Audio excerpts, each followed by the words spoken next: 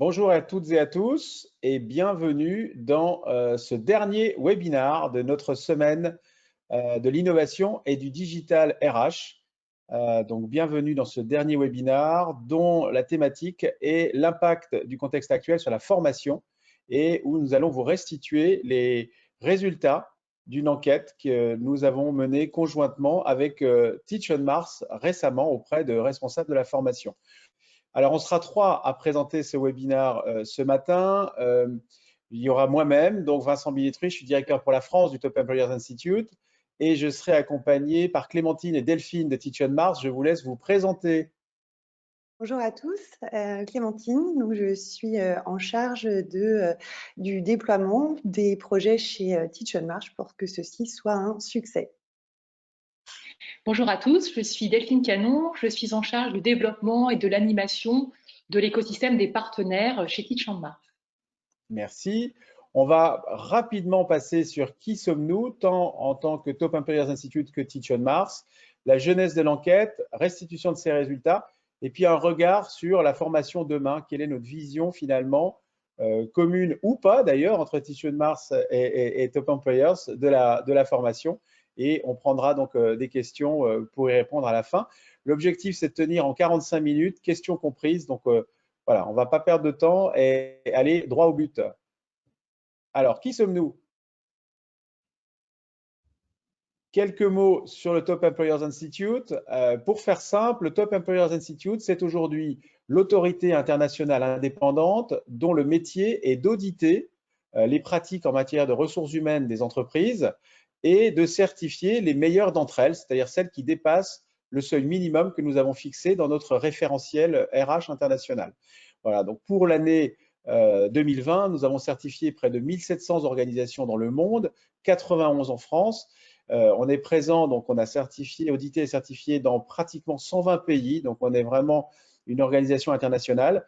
Et ce qui fait notre spécificité, c'est d'avoir une méthodologie qui est vraiment globale, la même partout dans le monde, ce qui permet en effet de permettre aux entreprises de se comparer facilement entre elles, puisque la méthodologie déployée est la même.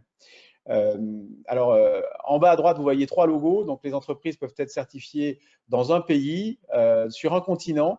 Et puis, en fonction de certains critères du nombre de pays et du nombre de continents, peuvent avoir le sceau doré qui est recherché par beaucoup de grands groupes, qui est le sceau Top Employers Global. Alors, un mot sur notre écosystème, parce que très souvent on nous dit, mais comment vous vous positionnez exactement dans ce monde complexe et nombreux des labels? En fait, voilà un slide qui vous permet de bien comprendre comment on se positionne. On peut voir qu'il y a différents types finalement de positionnement. Il y a des classements publics, il y a on va dire des travaux qui sont plutôt orientés autour des enquêtes d'engagement, de satisfaction des salariés.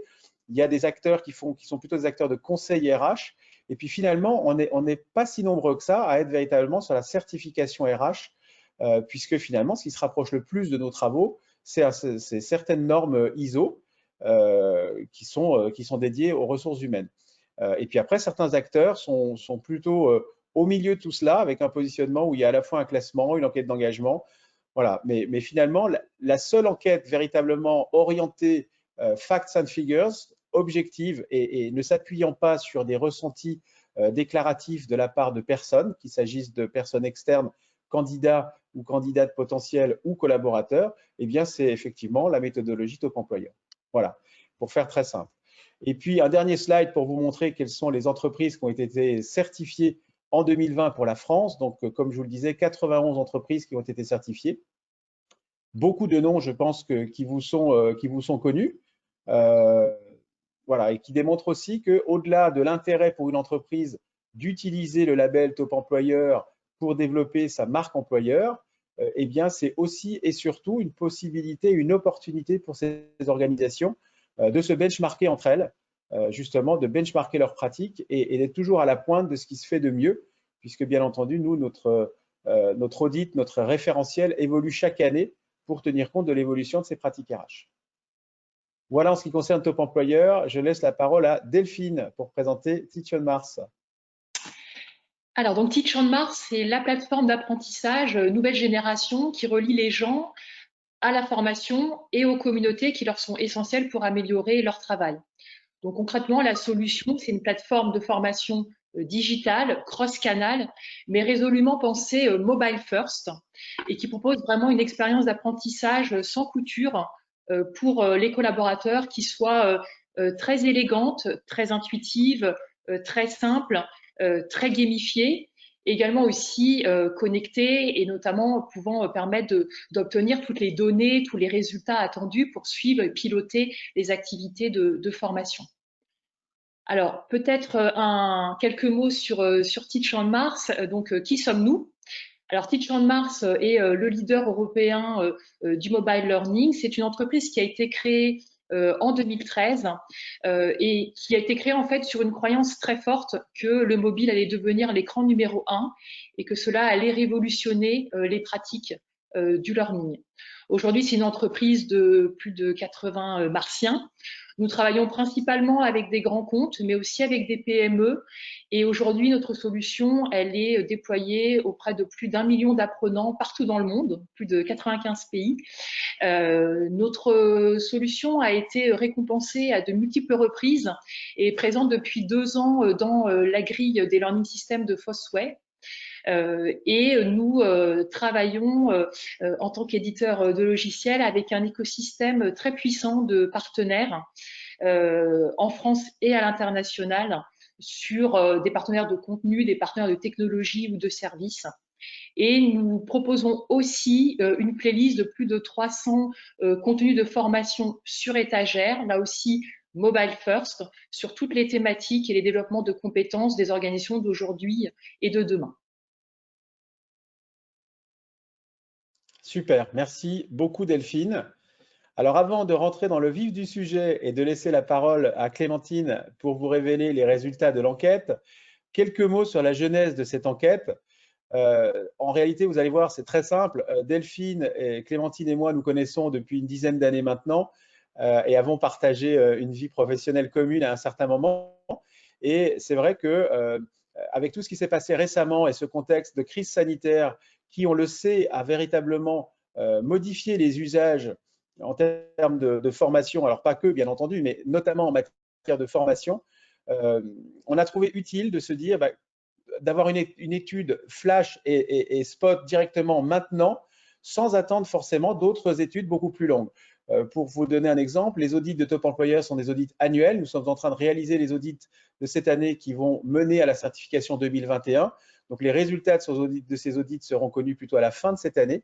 Et donc, on trouvait intéressant d'avoir des résultats qui se basent sur une enquête qui se fasse maintenant auprès de responsables de formation et de les mettre en perspective, notamment avec les résultats de nos audits qui ont eu lieu milieu-fin d'année dernière auprès des top employeurs, et de comparer un peu les deux, de voir si déjà il y a des tendances de fond qui se dessinent par rapport à des évolutions en termes de modalités et en termes d'usage. Voilà. Donc, voilà, au travers d'une discussion informelle est venue l'idée de mener cette enquête de façon conjointe, dont on va maintenant vous restituer les résultats. Clémentine, je te cède la parole. Merci. Merci. En effet, on voulait aussi confronter ce qu'on a découvert pendant cette crise sanitaire à une réalité plus grande et pas uniquement sur les clients de Teach on Mars, mais plus sur toute la communauté RH. Donc, si je reprends l'enquête, donc la cible, c'était tous les professionnels RH et formation. C'est, comme le disait Vincent, une enquête qu'on a souhaité être très flash parce qu'on l'a lancée le 11 juin chez Teach on Mars et quelques jours après pour Top Employers. Et donc, on a aujourd'hui 97 personnes, dont vous faites peut-être partie d'ailleurs, qui ont répondu à cette enquête. Donc, cette enquête, elle se découpait en 2 grandes phases. Le premier, c'est qu'est-ce qui s'est passé pendant la crise sanitaire? Qu'est-ce que vous avez mis en place? Et le deuxième, c'est comment la crise sanitaire va impacter vos pratiques. Donc, on va arrêter le suspense de ce pas et on va rentrer dans les chiffres. Donc, pendant la crise sanitaire, ce qu'on remarque de manière générale et sans aucune surprise, bien entendu, c'est que toutes ces parties digitales et le digital learning et la formation à distance sont venus à la rescousse du développement des collaborateurs pendant cette phase un petit peu compliquée. Donc, 93% des répondants ont renforcé la formation à distance et dont 70% ont mis 71% ont mis en place une solution de formation à distance qu'ils n'avaient pas forcément auparavant. Ça, c'est un premier point. Le deuxième point, c'est qu'est-ce que les professionnels RH et formation ont mis en place. Alors, on voit qu'il y a eu un besoin de lien social important. Donc, on a beaucoup de classes virtuelles qui se sont mis en place. On a des outils d'animation qui ont été aussi déployés de type Klaxoon ou Kahoot sans les citer. Mais on a aussi beaucoup de formations à distance, donc soit des formats génération LMS, soit du mobile learning. Ça, c'est les deux grandes tendances. Et ensuite, il y a eu du coaching à distance et l'animation en fait, de la communauté de collaborateurs via les réseaux sociaux. Je vais faire un lien. Je vais faire un lien peut-être justement à ce stade avec les résultats des top employeurs France. Alors encore une fois, gardons à l'esprit qu'on est sur des chiffres qui datent de nos audits réalisés globalement à la même période l'année dernière, donc avant tout ce qu'on est en train de vivre. Et que, encore une fois, les top employeurs sont les entreprises, celles dont je vais vous parler, sont celles qui ont été certifiées et donc qui sont considérées comme potentiellement étant les meilleures de la classe, donc avec des chiffres forcément, normalement, qui sont supérieurs. Et je vous le confirme, en 2020, enfin en 2019, lors de ces audits des entreprises certifiées 2020, la formation à distance était utilisée par 100% des top employeurs, et 95% avaient mis en place un portail dédié de type université, de type académie, pour justement tout ce qui était formation à distance. Et si on fait un focus sur le mobile learning en tant que tel, là où dans cette étude, on est un peu plus de 50% dans les résultats, au niveau des top employeurs France, 78% des top employeurs avaient déjà mis en place des solutions dédiées de mobile learning. Donc, il ne s'agit pas simplement d'avoir un accès via un device, mais d'avoir vraiment une solution dédiée à des contenus mobile learning. 78%, c'était 14% en 2015. Donc, vous voyez la progression. Et c'était il y a 2 ans, ça n'était encore, entre guillemets, que 54%. Donc, on est véritablement sur une accélération, en tout cas chez les top employeurs, de l'utilisation de ces modalités pédagogiques. Merci Vincent pour cet éclairage. Concernant la satisfaction sur ces solutions, on a posé la question de savoir si ces solutions alternatives avaient satisfait les professionnels RH et formation. Donc, ils étaient satisfaits à 78%. Ça signifie qu'il y a encore une marge de progression qui peut être diverse et variée. On verra par la suite qu'est-ce qui leur a manqué pendant cette période. Donc, ce qui a manqué, de toute évidence, c'est le temps. Donc, il y a beaucoup des répondants qui ont évoqué le temps. En effet, ça a été soudain. Il a fallu mettre en place très rapidement des solutions. Au sein de Teach On Mars, on l'a vraiment vu parce qu'on a été sursollicité sur les 3 premières semaines du confinement où on avait des clients qui cherchaient des solutions alternatives à mettre très rapidement en place. Donc, le temps a manqué. Ce qui a aussi manqué aux professionnels formation et RH, c'est des outils, donc des outils de classe virtuelle, un LMS ou une plateforme de digital learning, une expertise digitale. Donc, il y a 10% des personnes qui disent qu'elles ont manqué d'expertise digitale, donc de personnes qui étaient capables de blender et de rendre multimodale une formation avec des moments qui soient des moments digitaux, synchrones et virtuels. Les interactions, forcément, on en a tous pâti. Et puis, des ressources, donc des ressources aussi en temps, notamment suite, par exemple, à des mises en place de chômage partiel. Ça, c'est ce qu'on a aussi constaté. Quels vont être les impacts de cette crise sanitaire sur les pratiques de demain ? Ce qu'on a demandé, c'était quelles étaient les modalités qui allaient être durablement mises en place au sein des entreprises. Donc, voilà ce qu'on a constaté. C'est Premièrement, on va avoir beaucoup plus de moments synchrones, virtuels et animés.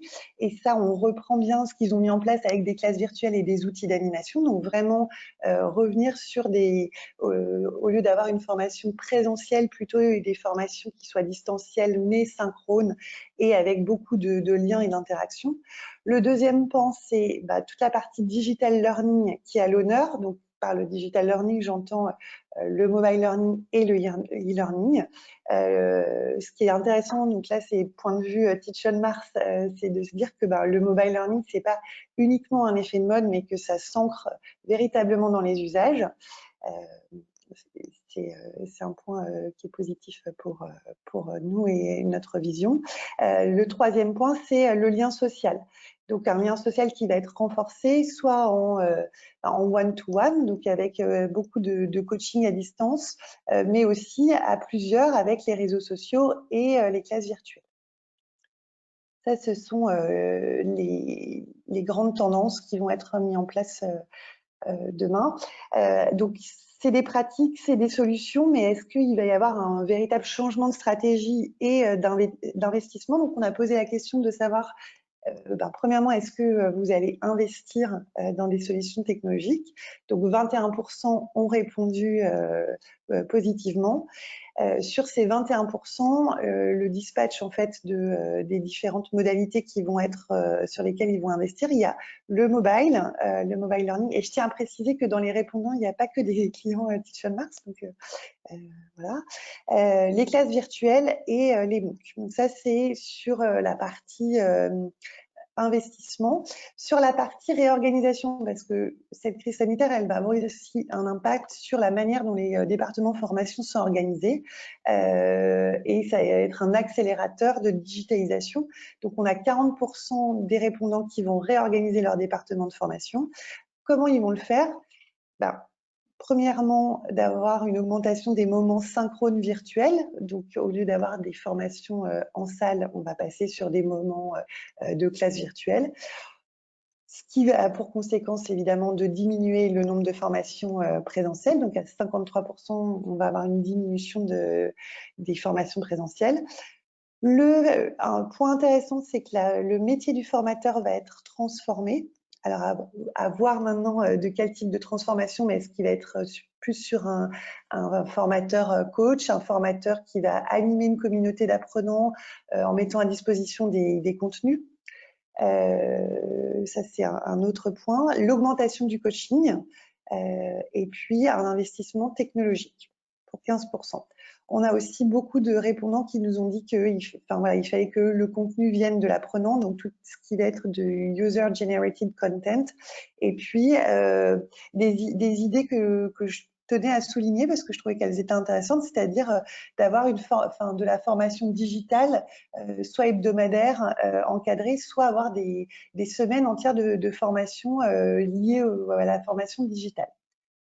Des initiatives qu'on a hâte de voir. Juste pour compléter ce que vient de dire Clémentine, c'est une tendance qu'on ressent bien au niveau du Top Employers Institute sur la réorganisation des départements formation. C'est une tendance que l'on voit et qu'on constate chez les top employeurs en France. La notion de transformation du métier de formateur, on sent qu'aujourd'hui, le département formation est en train de devenir plus un enabler, désolé pour cet anglicisme, de la formation, que véritablement le département qui va définir l'offre de formation complètement. Et un enabler, ça passe notamment, et tu le soulignais Clémentine, sur le user-generated content, donc la capacité que les entreprises vont avoir à donner la capacité à des utilisateurs, des collaborateurs, entre guillemets, lambda, qui ont la connaissance sur le terrain de créer leur propre contenu. Et encore un chiffre donc, issu de nos audits de l'année dernière, pratiquement un top employeur sur deux avait déjà un système structuré pour permettre, donc système structuré, ça veut dire des outils, des process, pour permettre à leurs collaborateurs de produire leur propre contenu et le mettre à disposition finalement de leurs collègues. Donc voilà, on sent bien effectivement cette transformation du département formation qui devient un facilitateur, voilà, cette fois-ci en bon français, cette fois-ci en bon français, qui devient un facilitateur de la formation et qui permet justement à chacun des collaborateurs de devenir également formateur. Tout à fait. Est-ce que tu avais un autre point à ajouter, Vincent, là-dessus, sur les pratiques des top employers? Non, je ne crois pas. Parfait. Donc, on se pose aussi la question du budget, hein. On subit une crise sanitaire qui, on n'espère pas, mais va tendre vers une crise économique. Donc, en termes de budget, comment est-ce que les départements de formation vont être impactés? Donc, le budget des départements de formation, il y a quand même 7% des répondants qui pensent qu'il va aller à la hausse, 36% malheureusement à la baisse, 17% constant et 40% pour dire que c'est trop tôt, Donc ça, enfin voilà, donc les budgets vont être impactés, mais pas pour tous. La dernière question qu'on a posée, c'était voilà, qu'est-ce que vous feriez si vous aviez une baguette magique pour transformer, ou enfin qu'est-ce que vous feriez tout de suite? Donc on a une majorité de personnes qui nous ont parlé de formation blended, donc il y a du blended, du multimodal, beaucoup d'innovation en termes d'outils et de modalités. Le deuxième point, c'était de créer une culture de l'apprentissage, donc avec des semaines dédiées, du temps hebdomadaire dédié au développement, enfin voilà, de remettre en fait la formation juste à temps et très simple pour le collaborateur. Certains ont répondu qu'ils avaient besoin d'une expertise plus digitale dans leurs équipes formation, et donc ça corrobore le fait de modifier en fait le métier du formateur. D'avoir aussi du micro-learning, donc de créer des vidéos, de faire des contenus via les apprenants, d'être agile en fait, hein, de pouvoir avoir plus d'agilité. Des expérimentations aussi, c'est-à-dire que au lieu de prendre beaucoup de temps à développer un parcours de formation, etc., mais enfin, de faire des choses qui vont être agiles et de faire de l'expérimentation. Donc, on teste une modalité et très rapidement, on voit si ça fonctionne ou pas. Ça, c'est vrai que la crise sanitaire a permis en fait au département de formation d'être dans cette logique. On n'avait pas le choix, donc on lance, on teste et puis on voit ce que ça donne. Et donc ça répond aussi à toute cette partie d'agilité de la formation. On a donc un point aussi, c'est d'arriver à adresser, et ça je trouvais ça intéressant, les soft skills en digital. Donc comment est-ce que on développe les gens sur des compétences personnelles via le digital, et d'onboarder de manière digitale. C'est vrai que les personnes qui ont changé de job pendant cette crise, ils n'ont pas eu le choix que d'être onboardés, donc d'être intégrés au sein des entreprises via le digital. Oui, alors juste un focus en effet sur l'onboarding digital, parce que l'onboarding, on sait à quel point c'est un moment clé dans la vie, dans le parcours du nouveau collaborateur. Ça permet bien entendu à la fois de le former rapidement pour qu'il soit opérationnel dans son nouveau poste, mais ça permet aussi de créer du lien avec ce nouveau collaborateur. Et on a vu à quel point justement le contexte actuel a nécessité justement de faire preuve d'agilité et de créativité sur l'onboarding digital. Et là, juste pour vous donner quelques éléments, les entreprises top employeurs, elles, n'avaient pas forcément attendu la crise justement sanitaire pour se mettre en ordre de marche. Et l'onboarding digital, c'est quelque chose qui existait déjà de façon assez massive, puisque pratiquement un top employeur sur deux avait déjà une plateforme d'intégration virtuelle dédiée pour les nouveaux collaborateurs. Donc, encore une fois, des audits de l'année dernière. Et puis, ce qui est intéressant de voir, c'est qu'il y avait déjà également une plateforme, ils avaient déjà pour un tiers d'entre eux une plateforme virtuelle dédiée de pré-intégration. C'est-à-dire que véritablement, à partir du moment où vous signez votre contrat de travail, et on le sait, c'est d'autant plus le cas en France où on sait que lors d'un préavis, il y a 3 mois de battement potentiel et qu'il peut se passer beaucoup de choses en 3 mois, que les nouveaux candidats peuvent être sollicités par d'autres employeurs potentiels, et qu'il peut y avoir un peu d'évaporation entre le moment où on signe le contrat de travail et l'arrivée du nouveau collaborateur. Donc, pour déjà justement créer du lien et encore une fois, accélérer le côté opérationnel du nouveau collaborateur dans son poste, eh bien, on remonte dans le temps, dans le parcours collaborateur, à la frontière du talent acquisition et de l'intégration pour créer ce pré-onboarding. Donc, toutes les entreprises qui s'étaient préparées avant cela, ben forcément, ont probablement beaucoup mieux vécu la crise sanitaire sur ces sujets-là dans l'onboarding de leurs nouveaux collaborateurs. Merci. Du coup, avant de passer aux questions, on aurait peut-être pu échanger voilà, la vision de toi, Vincent, et de Delphine sur la formation de demain. Quelles sont nos grandes croyances sur à quoi ça va ressembler? Oui. En fait, les enseignements en fait, de cette enquête sont pour nous chez Teach on Mars en fait très cohérents avec les caractéristiques clés finalement de notre vision de la formation de demain. Alors, on a sélectionné finalement 4 caractéristiques sur lesquelles en effet nous on porte une attention très particulière et sur lesquelles on a déjà et on continue à développer des fonctionnalités qui vont permettre justement d'adresser ces différentes caractéristiques. Alors la première, je les prends un peu dans le désordre, mais je vais commencer par l'orientation business. Parce que chez Teach on Mars, en fait, notre solution, elle est principalement utilisée par le business pour développer des compétences métiers, donc vraiment pour avoir un impact sur la performance des entreprises. Et ça, c'est extrêmement important. Et pour ça, notamment, de pouvoir développer tout un écosystème, notamment d'add-ons qui vont pouvoir permettre aux managers de pouvoir suivre l'avancement de la formation de son collaborateur, de pouvoir aussi lui faire des feedbacks, de pouvoir lui pousser des contenus pour l'aider à se développer dans finalement son quotidien et donc le rendre plus performant. Donc ça, c'est un premier axe qui pour nous est essentiel dans la formation et dans ce qu'on en attend pour les organisations. Ensuite, je reviens en haut à gauche sur le caractère social de la formation. On en a parlé, Clémentine l'a présenté aussi pendant l'enquête. Avec la période écoulée, finalement, en fait, les collaborateurs ont vraiment besoin de pouvoir converser, d'échanger, retrouver du lien est extrêmement important. Alors, dans nos applications, ça se traduit notamment par la possibilité, via un rôle de communication, pour les collaborateurs, de pouvoir partager du contenu, de pouvoir liker, commenter des articles, des ressources, des vidéos. Donc vraiment pouvoir avoir cette capacité de converser, d'échanger qui est extrêmement importante. Et puis, finalement, sur les dispositifs de formation, on se dit aussi que donc, les formateurs sont passés pour la plupart dans une vraie démarche multimodale.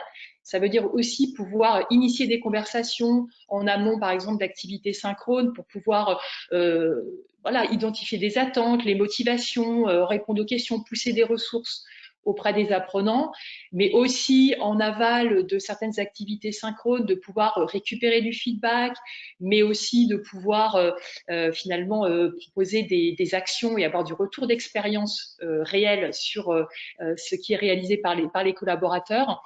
Et puis bien sûr de pouvoir au sein des applications pouvoir intégrer des outils de webconférence et donc d'avoir une expérience sans couture sur les dispositifs. Donc ça, sur cette dimension sociale qui pour nous est extrêmement clé, et formation, animation, caractère social de la formation est clé. Également sur la formation, elle doit être intelligente. Alors quand on dit intelligent, on parle beaucoup d'intelligence artificielle aujourd'hui. Alors pour nous c'est une réalité parce que notamment on a un partenariat avec l'INRIA, donc on travaille beaucoup sur avoir une application intelligente, c'est-à-dire notamment des algorithmes qui vont permettre d'indexer des ressources intelligemment, donc d'avoir des moteurs de recherche extrêmement puissants pour que l'apprenant puisse trouver très facilement les ressources dont il a besoin. Mais c'est aussi de pouvoir avoir une expérience très personnalisée et de la prescription, et finalement que les algorithmes soient au service de la formation. Et puis une dimension orientation collaborateur, c'est-à-dire que la formation, elle doit pouvoir s'adapter aux besoins et aux attentes du collaborateur. Donc ça passe par le fait de pouvoir avoir des contenus métiers, mais aussi des contenus peut-être soft skills, et Clémentine en a parlé tout à l'heure, mais c'est aussi pouvoir poster ses propres ressources, donc être vraiment actif et contribuer auprès de sa communauté, et puis avoir le choix en fait dans le suivi de sa formation, pouvoir choisir quand je veux être formée, donc choisir mes fréquences, mes notifications, pour qu'en fait finalement la formation s'adapte à mes usages et pas l'inverse. Voilà, donc de façon assez synthétique, en tout cas pour nous, cette enfin, en tout cas, l'enquête révèle des signaux forts sur lesquels nous, on s'appuie aussi, qui nous semblent très importants. Et je pense, Vincent, que toi aussi, tu as cette vision-là partagée de ce que doit produire le learning dans les organisations demain. Oui, tout à fait. Non, je partage complètement ces éléments-là. Je rajouterai deux points, l'un sur la partie sociale, l'autre sur la partie orientée business. Sur la partie sociale, on voit bien cette tendance de fond chez les top employeurs depuis de nombreuses années. Et encore une fois, pour vous donner un chiffre, on a 65% des top employeurs qui ont structuré leur apprentissage social. Donc, encore une fois, quand on dit structuré, c'est-à-dire avoir structuré des process, mis en place les outils. Et c'est ce qu'on valide à chaque fois quand on audite, c'est s'assurer que, au-delà de dire oui, on fait du social learning, c'est d'accord, qu'est-ce qui est mis en place pour le faire? Donc, qui vont vraiment structurer cette démarche d'apprentissage social. Donc, 65%, c'est un chiffre qui est relativement important, mais parce que, en effet, les top employeurs ont bien compris l'intérêt de cet apprentissage, de mettre en place ce qui va bien pour faire en sorte que les gens apprennent entre eux et donc ne comptent pas à 100% sur le département formation pour les nourrir, entre guillemets. Donc, on rejoint un peu cette notion de transformation du rôle de la formation au sein des organisations. Si on parle du côté orienté business, un exemple qui était sur une population commerciale où on peut tout à fait, à un moment donné, définir un KPI, ce qui peut être quelle est l'augmentation du chiffre d'affaires d'une population qui a été formée par rapport au moment où elle ne l'avait pas été ou par rapport à un échantillon qui, lui, n'a pas suivi cette formation. Et voir quel peut être l'impact sur l'augmentation du chiffre d'affaires, sur le montant du panier moyen, il y a pas mal d'exemples possibles. Et puis sur un autre type de population, et je pensais à une population plutôt col bleu, en usine par exemple, où on peut très bien en effet mesurer le gain de productivité qu'il peut y avoir sur certaines populations, sur certains îlots de fabrication, où on peut regarder justement voilà, en combien de temps se fait un changement d'outillage par exemple, et regarder si la formation permet de gagner en productivité. Donc, ce que je dis, c'est qu'en effet, ces KPIs, ils peuvent être élargis au-delà des KPIs, on va dire, traditionnels. C'est vrai que sur une formation commerciale, ça paraît assez évident, mais on peut le faire sur d'autres populations et notamment en usine où ce n'est pas forcément fait à ce jour. Voilà. J'espère que de la même façon, quand tu parlais de l'onboarding, c'est aussi la possibilité d'avoir des collaborateurs qui soient voilà, en capacité d'opérer plus rapidement et donc de pouvoir mesurer aussi. On le faisait en 3 mois, maintenant on est en capacité de le faire en 6 semaines, par exemple. Exactement, c'est tout à fait ça. Et ça, je pense que c'est un deuxième chapitre et une deuxième étape, c'est de voir, suite aux audits que vous faites là actuellement, quelles vont être les modifications sur les pratiques des top employers. Alors évidemment, moi j'ai très hâte de voir justement l'évolution de ces pratiques compte tenu de ce qu'on vient de parcourir. Et donc ça viendra probablement corroborer les résultats de l'étude qu'on a lancée là récemment avec vous. Mais j'ai très hâte en effet de pouvoir corroborer ça avec les résultats globaux et détaillés des top employeurs de cette année. Ce que je propose, c'est qu'on passe aux questions. Donc n'hésitez pas à poser des questions, on en a déjà quelques-unes. Je suis désolé. Voilà. Alors, donc on a une question de Iman. Mais en tant qu'organisme de formation, comment peut-on exiger l'application de ces KPI pour les responsables formation des entreprises avec qui on collabore? Ça, Iman, c'est un vaste sujet. C'est mon travail au quotidien, d'essayer d'identifier en fait justement des indicateurs de performance qui sont toujours reliés à un enjeu certainement business. On ne fait pas de la formation pour faire de la formation, on fait de la formation pour créer de la valeur. Et donc, c'est cette création de valeur et la définition de ces indicateurs et leur suivi qui permet de justifier une initiative ou non. On a d'autres questions. Alors, on a une question de Yann. Pensez-vous vraiment que les pratiques de formation vont radicalement changer et que ce n'est qu'un effet de mode? Delphine, je te laisse répondre. Oui, tout à fait. Alors en fait, nous, chez Teach on Mars, voilà, On n'a pas de boule de cristal, mais on constate en effet que le mobile learning s'est pas arrêté après la crise.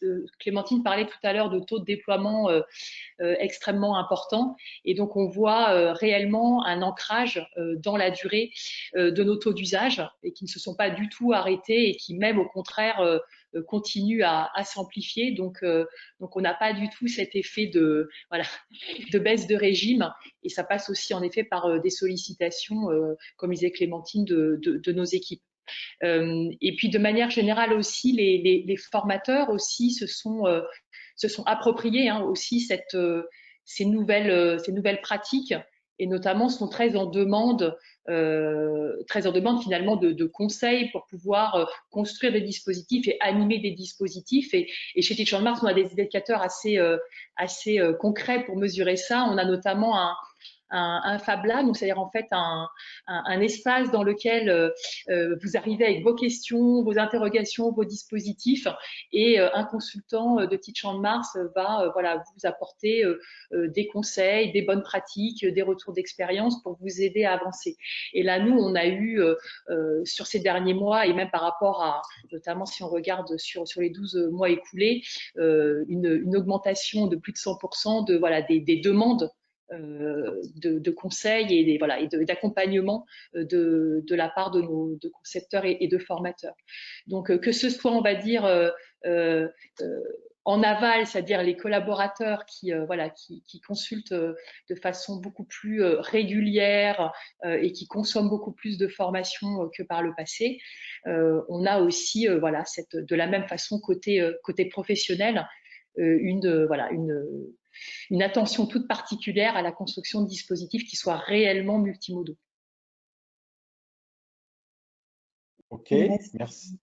Merci oui, Delphine. Il nous reste 3 minutes. On peut peut-être encore prendre une question, Clémentine? Oui. Alors, il y a une question alors, attends. Est-ce que la formation présentielle est révolue? C'est une très bonne question. Enfin, je pense pas. Hein, je suis comme Delphine, j'ai pas non plus de boule de cristal. Non, je pense pas que ce soit révolu. Je pense que les moments synchrones et de partage sont encore là, mais l'avenir nous le dira, et les études de Top Employers pourront nous le dire dans les années à venir. Je pense qu'en effet, ça va évidemment pas disparaître, ça c'est certain.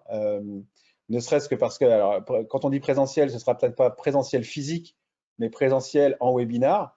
Ça c'est possible, mais en tout cas, c'est évident que le côté présentiel va continuer d'exister, ça c'est certain.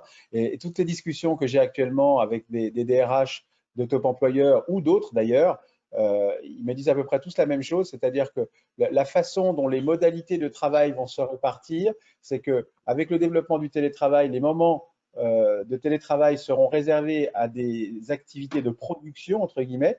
C'est là où on va se concentrer et qu'on va produire quelque chose. Donc, tout ce qu'on a vécu pendant cette période un peu particulière, on a tous été en Zoom, en conférence, dans tous les sens, ça risque de s'estomper un peu, parce que quand on sera chez soi, ce sera plutôt pour se concentrer, et qu'en effet, quand on sera au bureau, ce sera des moments d'échange, de collaboration, d'innovation, d'apprentissage, et donc ce sera de l'apprentissage social, mais aussi parce qu'on est à côté des gens. Voilà, donc il va y avoir un mix des deux de toute façon, ça c'est certain.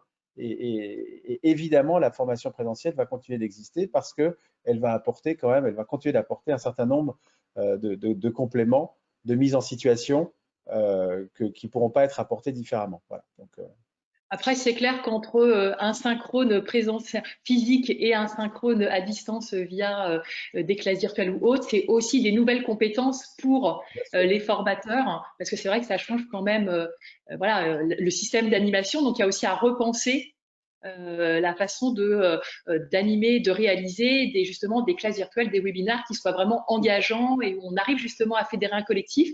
Et ça reste quand même un challenge pour la plupart d'entre nous. C'est ça, parce qu'on n'a pas forcément été habitué ou préparé à d'un seul coup, de façon massive, commencer à animer des webinars comme ce matin ou à animer des formations à distance, en effet, en webinar, en classe virtuelle. Ok, super. Donc, de belles perspectives de toute façon, ça c'est certain. Il est 10h45. Merci à toutes et à tous d'avoir suivi ce webinaire. Merci à Merci à vous. Clémentine et à Delphine. Merci de façon plus générale à toutes celles et ceux qui ont été très assidus pendant cette semaine de l'innovation et du digital RH.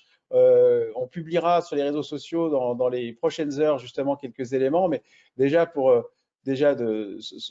sans révéler, sans trahir de secret, il y aura eu plus de 500 personnes qui ont été très assidues sur cette semaine de l'innovation et du digital RH.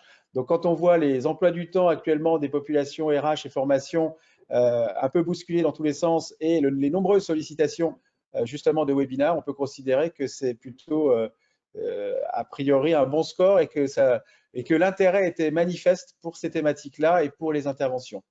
Donc, merci à toutes et à tous. Clémentine, Delphine, merci encore. Et puis, stay tuned. Cette première étude, a priori, pourrait en générer d'autres à l'avenir. Merci à toutes et à tous. Bonne journée. À bientôt. Bonne journée. Bonne journée.